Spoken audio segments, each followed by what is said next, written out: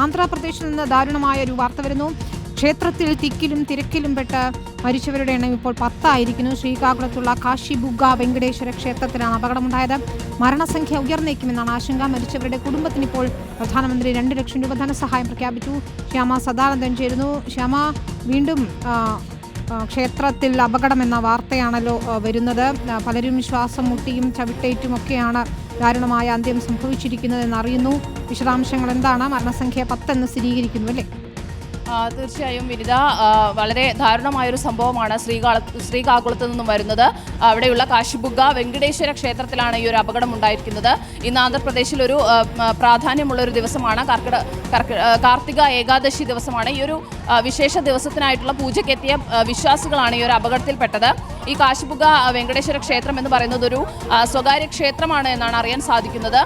അവിടെയാണ് ഈ ഒരു അപകടം ഉണ്ടായിരിക്കുന്നത്. ഏകദേശം 4 വർഷം മുമ്പാണ് ഇതിൻ്റെ ഒരു നിർമ്മാണമൊക്കെ നടന്നത്.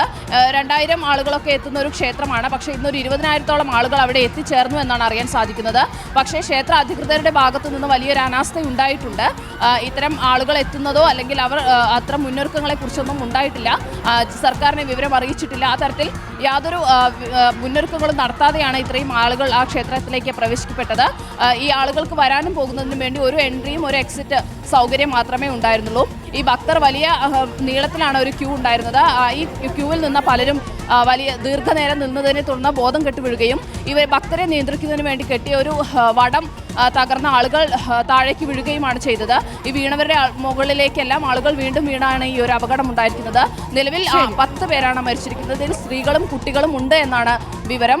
പരിക്കേറ്റ പലരും ആശുപത്രിയിലാണ്. മരണസംഖ്യ ചിലപ്പോൾ ഇനിയും ഉയർന്നേക്കാം. വിനിത, ശരി, ദാരുണമായ അപകടമാണ് ശ്രീകാകുളത്ത് ഉണ്ടായിരിക്കുന്നത്. മരണസംഖ്യ ഉയർന്നേക്കുമെന്നാണ് ആശങ്ക. പലരുടെയും നില ഗുരുതരമായി തന്നെ തുടരുന്നു എന്നാണ് ശ്യാമ സദാനന്ദൻ റിപ്പോർട്ട് ചെയ്യുന്നത്.